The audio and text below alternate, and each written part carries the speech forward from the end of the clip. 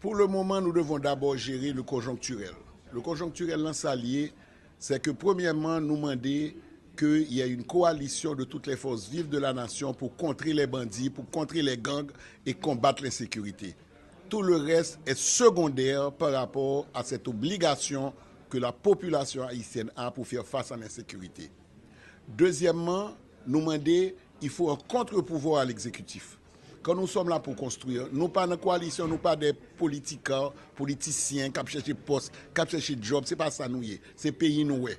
Parce que nous n'avons pas besoin de quoi que ce soit, c'est notre pays que nous privilégions. Ça veut dire que nous demandons un contre-pouvoir qui est composé d'éléments de la société civile, des avocats, de juges, de socioprofessionnels, de l'université, pour contrôler les actions du pouvoir. Parce que si pas contrôler l'action, hein, ou pas prendre aucun côté, ou comprendre, nous pouvons arriver dans des exactions encore plus graves. Et troisièmement, nous demandons tout que sérieusement nous préparons les élections pour voir dans quelle mesure le 7 février nous ayons une nouvelle ouverture pour Haïti. Nous ne croyons pas à des transitions qui ne se terminent jamais. Je crois que nous sommes tous là sur le même bateau. Nous en avons marre. Nous voulons rebâtir notre pays. Comme la coalition dit, nous devons être comme les Bahamas, comme la Dominicanie, comme la Jamaïque. Donc, on résout le problème interne nous pour nous capables de commencer à bâtir le pays, pour nous bâtir tout le monde ou devenir pour Haïti. M. Saint-Cyr est un des 9 membres.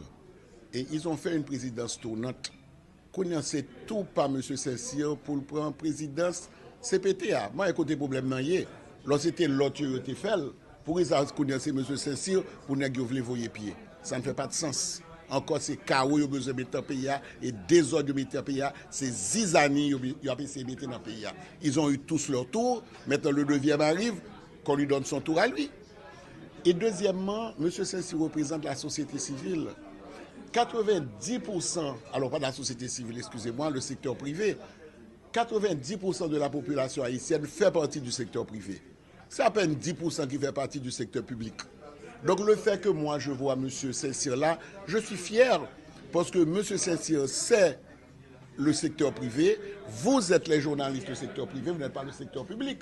Les professeurs, les marchands, ceux qui vendent, ceux qui construisent, nous sommes tous le secteur privé.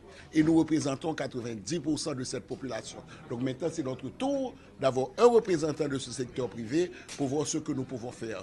Très souvent, on veut faire l'amalgame entre les oligarques politiques, les oligarques économiques et la société civile. Moi, je suis la société civile. Et vous êtes la société civile. Donc c'est la première fois que nous avons chance pour la société civile, qui est 90% de la population, capable de dire au mot dans les